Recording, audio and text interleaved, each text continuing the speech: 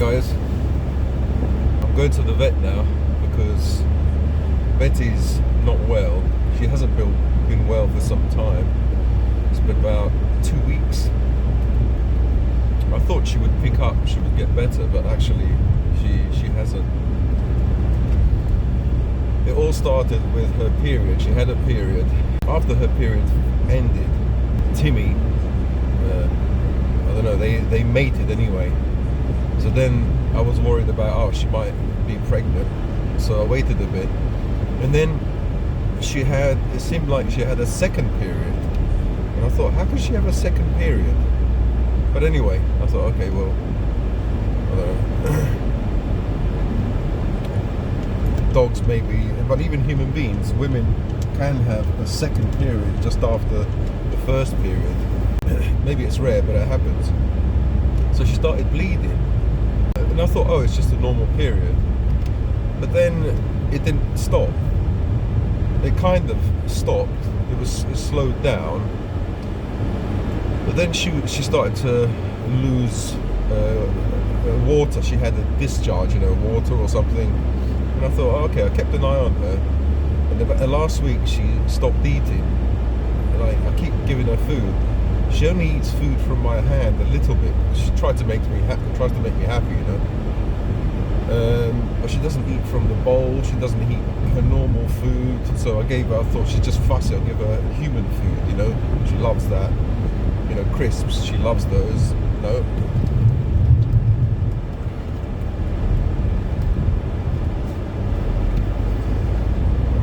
I have to make it at the vet within 20 minutes, and it takes about 30 minutes to get there. Yes, I explained all the symptoms to the vet, and the vet said bring her ASAP, as soon as possible, because the sooner they get it, I don't know if she's got an infection or whatever.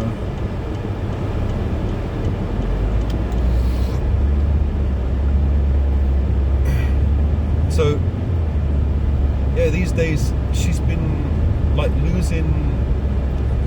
So I thought it was a miscarriage, because maybe she had a miscarriage and she was losing blood, but she was losing like coagulated blood, like a cross between liver and blood. So it's a kind of thick kind of discharge or whatever. So I took her to my friends and I had to take a sheet, and the sheet is covered with blood, all spots of blood, and it's brown, and the dogs do poo. There's a few poos, but I don't know which dog did this poo. Most of the poos are solid, but one of them is like tar, and it's like a resin, black resin. So I was thinking maybe she had a miscarriage, and even in her poo there's that black stuff, that tar or whatever, coagulated blood or whatever. So I don't know. She hasn't been eating, that's for sure. She's lethargic, obviously, because if you don't eat, you feel tired. So she just looks really, she looks really old. Obviously she's not well, so she's gonna look old. So I said to my wife, look, I've been saying to her, look, Betty needs to see the doctor, needs to see the vet. The song, money's too tight to mention. Yeah, you can't ask her for money, because I don't have any money.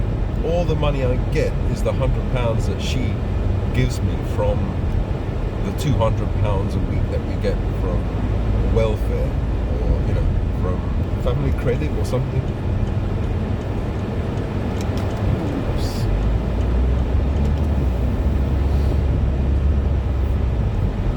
So as soon as the vet knew, the symptoms, they said bring her in as soon as possible, ASAP. The sooner the better, because she might have some kind of infection. Maybe Timmy ruptured her, or damaged her somehow. I don't know. Maybe that's the problem. So I'm not sure what the problem is, but she's not well. I'm not sure if she has a fever, but she's just lethargic. She's not eating. And last night, she sat on the sofa. I said, come on, Betty, let's get up. She got up, the sofa was all wet. I saw her licking herself. The sofa was wet, so she had some discharge. Maybe she's incontinent or something, and she can't hold her wee. And in the middle of the wee, there was like a brown, reddish, like coagulated blood again. So some blood or whatever is coming out of her. Could be, I think it's my stupid brain, I don't know anything, but it could be an infection, some kind of infection, and she's having a discharge from that area. And so actually last night she was sitting on the sofa, and I was really worried that she wouldn't wake up. It's the only time I've ever felt like that, I thought, because I was calling her on the sofa, she didn't move. She didn't open her eyes. So she's in the back now with me, and I'm going to the vet. Yeah, I asked my wife, I said, look, I'm taking the dog to the vet. She said, make sure my name isn't on the vet's bill. I thought, alright. I've got no money. She knows I've got no money. She knows that I get £100 a week only from her. She knows there's no way I can get money, so I have to be resourceful.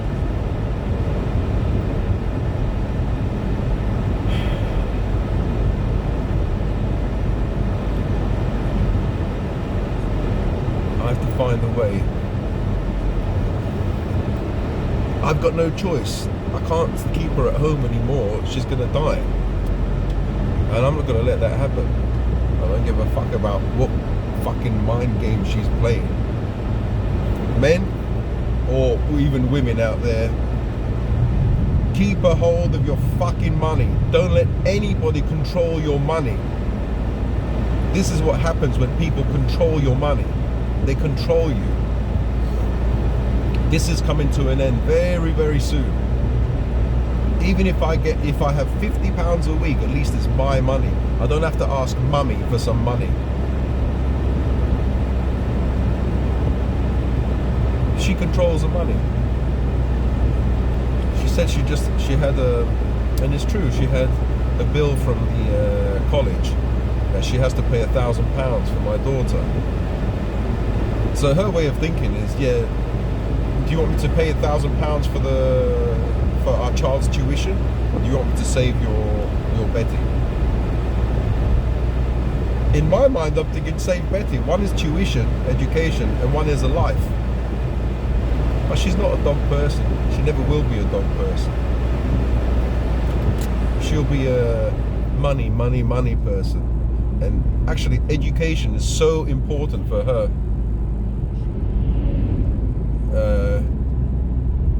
Really important. And money is important as well.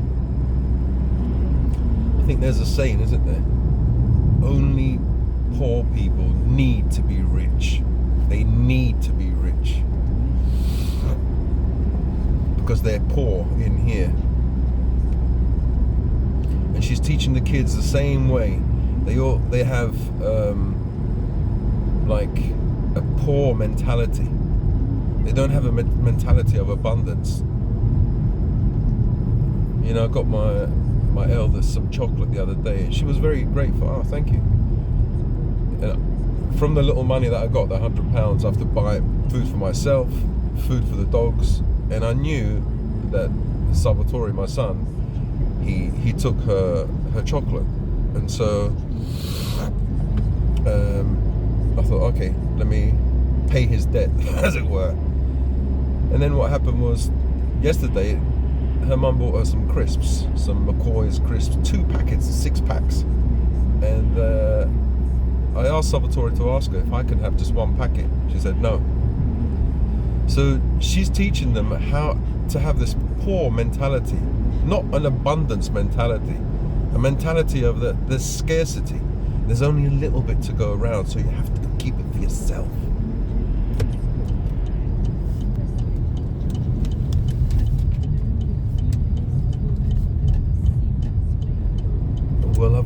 broad shoulders, as my dad used to say. Not anymore. These broad shoulders are going to start shrinking. I'm going to become mean. Have to. If I don't become mean, I can't save my dog. If I can save her now. I should have gone last week or 2 weeks ago if I had the money. I thought it would just get better. But it didn't get better, it got worse. So I'm here now.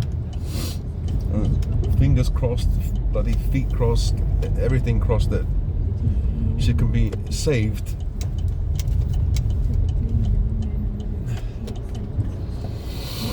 I'll see you guys in a minute.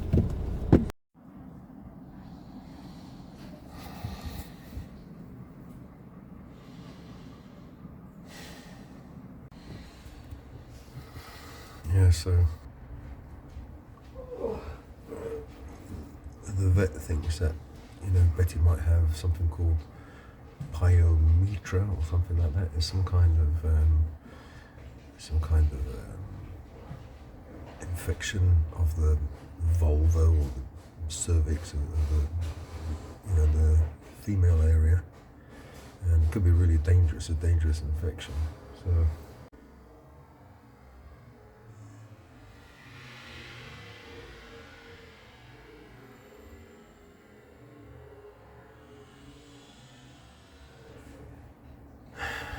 And they're asking for like 800 quid for like an ultrasound, blood tests, maybe urine test. The ultrasound itself is about 300 quid, and hospitalisation is about 45 quid or whatever. What I'll do is, for 250, I'll take her back home. They gave her an injection, an anti-inflammatory,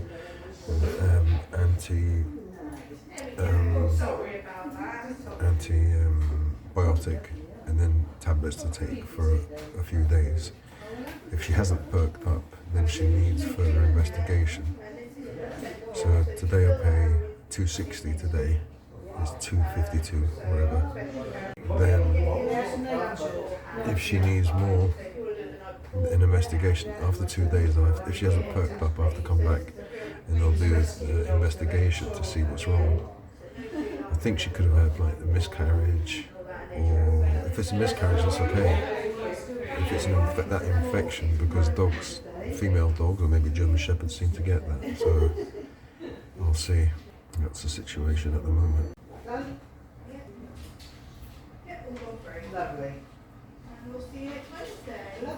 She hasn't been eating, have you? You haven't been eating well, have you? Lethargic. And okay, she's moving around though. So she's full of blood here. All blood everywhere. We'll give her a nice bath when I get home.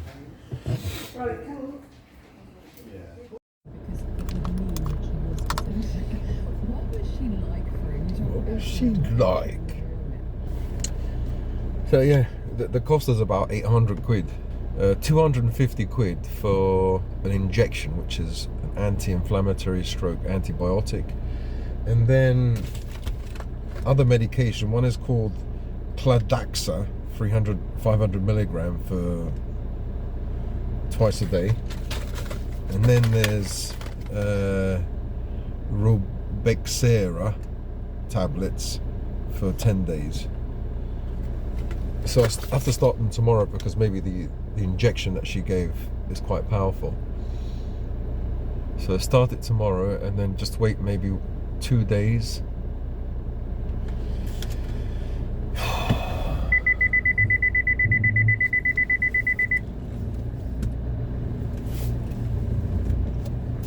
So maybe start, like, just see how she is for a day or two. She says, like, if tomorrow, I suppose she meant if tomorrow she's worse, then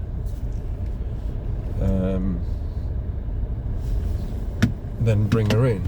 But I don't know, because she starts the medication tomorrow morning. So she said if she's not okay, bring her in tomorrow morning. But she starts the medication tomorrow morning. So I assume I think she just meant if she's any worse. If she's the same, just continue with the medication for a day or two. Because that pyometra is bloody fatal. So they want to get it in time. But how much is it going to cost? I mean, people are thinking, well, why are you caring about the cost? I don't care about the cost if I had the money. My wife already said, as I was leaving, she said, make sure the bill doesn't have my name on it. Because in the past, it's been, the invoice has been sent to her because it's her name on the, whatever it is, on the invoice, you know, on the account. I can understand that because she needs the money to pay for my daughter's tuition at college. Too snobby to go to a normal school, you know, so she has to. For her, education is the number one thing. Forget about health. Forget about I don't know, Jesus, or forget about anything. Education is the number one thing. So, like, for me, education doesn't mean everything. It's not the be-all and end-all. I've got a completely different way of thinking. The word education, I think, comes from the Latin educare, which means to bring forth from within. So all a teacher is supposed to do is to help you to bring forth something that comes from inside you. Of course, when you study subjects, obviously you learn that subject, but I think education maybe had a different meaning in the past. I don't know. Well, anyway, I'm going off on a rant as usual, a rambling, sorry. And hopefully cross my fingers, my toes, anything else, she's going to be okay. If not, then the further tests, the ultrasound for a dog is like 350 quid. That's ridiculous. How can it be so much? The in-house hospitalization, I better not read this, blood tests and everything all come to about another 450 quid. So in total is about 700 and something, nearly 800 quid. Okay, once they do all that, what are they doing? They're going to test to see if she's got this pyometra. But then after that, what are they going to do? Give me more medication, so I have to pay more money. So, the problem I have is, how do I pay for this? Luckily, my friend, she said that she'd pay for it. I feel, yeah, if it wasn't for her, I may have lost Betty. Because if she has that pyometra, you have to, it can be fatal, but it's fatal, and so you have to get it seen to immediately. And my wife would have said, "Don't put my name on the bill." That's how heartless she is. Yeah, she is bloody heartless. I don't care what anybody says. She is heartless.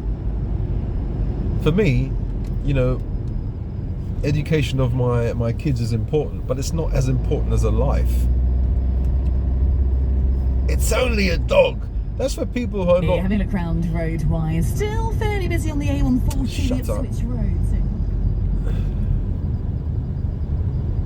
That's for people who are not dog lovers. They're not dog people. They don't consider a dog as part of the family. No, they consider a dog as some animal that has to stay outside and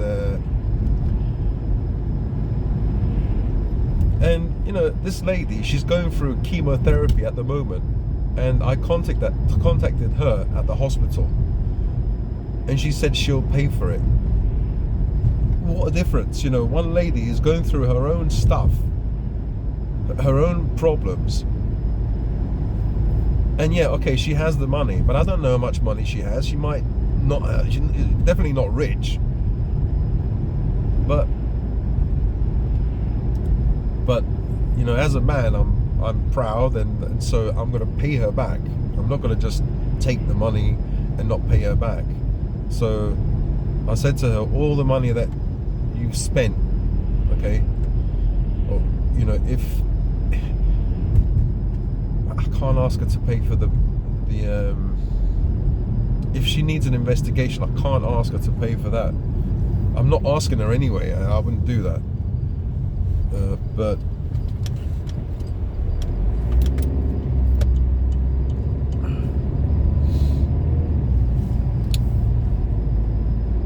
if it comes to it, and you know, she offers, I have to take the offer. You know, the saying is, beggars can't be choosers. I can't. What choice do I have?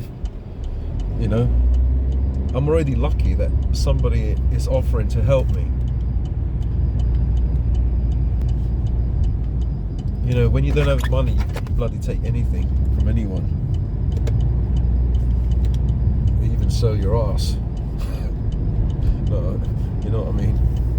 You do anything just to save your, you know, your family member, and you know, that's how I see her. Betty is, because you know, now I'm going to go and live on my own. She's the only family I have. Of course, yeah, she's a dog. She's not a human being. I understand that, but at the same time, she's an animal. She's more than an animal. She's a companion. She's got bloody separation anxiety every time I go outside. She wants to stay near me. That's what shepherds are like.